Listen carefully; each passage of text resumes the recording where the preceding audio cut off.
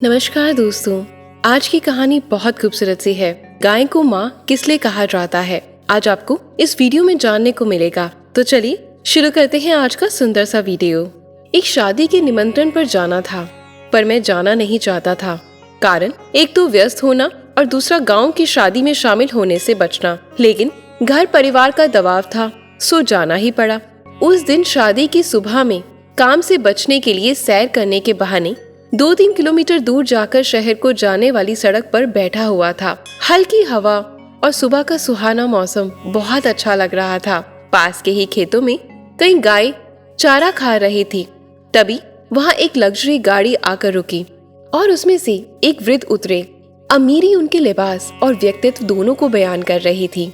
वो एक polythene bag लेकर मुझसे कुछ दूरी पर एक सीमेंट के चबूतरे पर बैठ गए। पॉलिथीन चबूतरे पर उड़ेल दी, उसमें गुड़ भरा हुआ था। अब उन्होंने आओ आओ करके पास में ही खड़ी और बैठी गायों को बुलाया। सभी गायें पलक झपकती ही उन बुजुर्ग के इर्द गिर्द इकट्ठी हो गई। वे कुछ गायों को गुड़ उठाकर खिला रहे थे तो कुछ गायें स्वयं ही गुड़ खा रही थी। वो बड़े प्रेम से उनके सिर पर और गले पर हाथ फेर रहे थे। कुछ ही देर में गाय अधिकांश गुड़ खाकर चली गई। इसके बाद जो हुआ वो बकाया मैं जिंदगी में कभी नहीं भूल सकता। हुआ यूं कि गायों के गुड़ खाने के बाद जो गुड़ बच गए वो बुजुर्ग उन टुकड़ों को उठाकर खाने लगे। मैं उनकी इस क्रिया से अचंभित हुआ, पर उन्होंने बिना किसी परवाह के कई टुकड़े खाए और अपनी गाड़ी की ओर चल पड़े। मैं दौड़कर उनके नजदीक पहुंचा और बोला, साहब क्षमा चाहता हूँ, पर अभी जो हुआ उससे मेरा दिमाग घूम गया है। क्या आप मेरी जिज्ञासा को शांत करेंगे कि आप इतने अमीर होकर भी गाय का झूठा गुड़ क्यों खा रहे हैं? उनके चेहरे पर हल्की सी मुस्कान उभरी। उन्होंने कार का गेट वापस बंद करा और मेरे कंधे पर हाथ रखकर वापस सीमेंट के चबूतरे पर आ बैठे और बोले, बेटा तुम जो ये गुड़ के झूठे टुकड़े देख रहे हो, मुझे इनसे स्वादिष्ट आज तक कुछ नहीं लगा।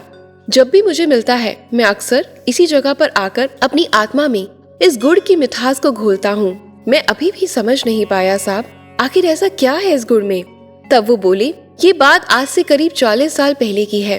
उस वक्त मैं 22 साल का था। घर में जबरदस्त आंतरिक कलह के कारण मैं घर से भाग गया था, परंतु दुर्भाग्यवश ट्रेन में कोई मेरा सारा सामान और पैसे चुरा ले गया। इस अजनबी से छोटे शहर में मेरा कोई नहीं था। भीषण गर्मी में खाली जेब के साथ 4 दिन भूखे रहकर इधर से उधर भटक रहा था और शाम को भूख मुझे निगलने को आतुर थी। तब इसी जगह ऐसे ही गाय को कोई महान व्यक्ति गुड़ डालकर चला गया। यहाँ एक पीपल का पेड़ हुआ करता था। तब चबूतरा नहीं था। मैं उसी पेड़ जड़ पर बैठा भूख से बेहाल हो रहा था। मैंने देखा कि गाय ने गुड़ छुआ तक नहीं और उठकर वहां से चली गई। मैं कुछ देर तक विमूढ़ सोचता रहा, फिर मैंने वो सारा गुड़ उठाकर खा लिया। मेरी मृत प्राय आत्मा में प्राण से आ गए। मैं उसी पेड़ की जड़ में रात भर पड़ा रहा। सुबह जब मेरी आंख खुली तो काफी रोशनी हो चुकी थी।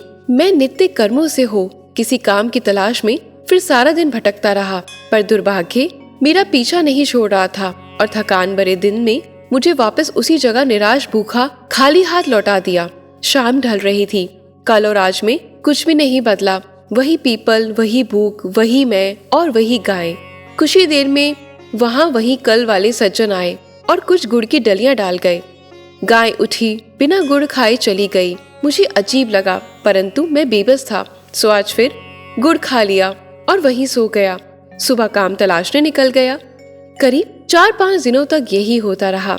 सुबह काम तलाशने निकल जाता और शाम को अपने दुर्भाग्य के साथ वापस उसी पीपल के नीचे आकर बैठ जाता। एक दिन शायद दुर्भाग्य की चादर मेरे सर पे नहीं थी, सो एक ढाबे पर मुझे काम मिल गया। कुछ दिनों बाद जब मालिक ने मुझे पहली पगार दी तो मैंने 1 किलो गुड़ खरीदा और किसी दिव्य शक्ति वशीभूत 7 किलो पैदल चलकर इसी पीपल के पेड़ के नीचे आया।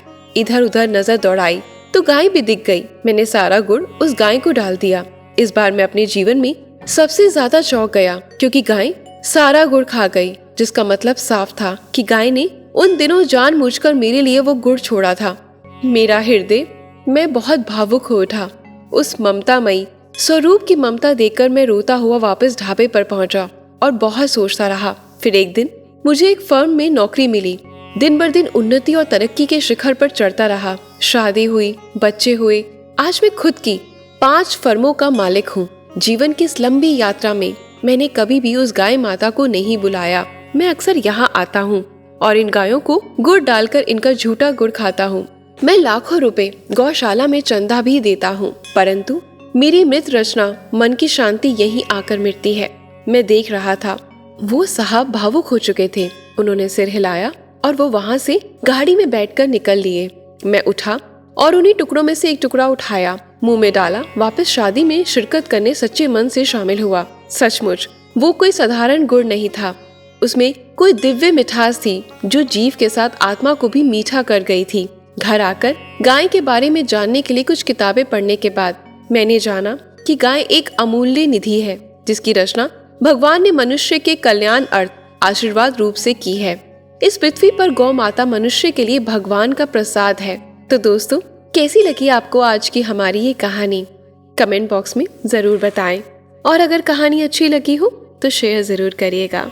धन्यवाद।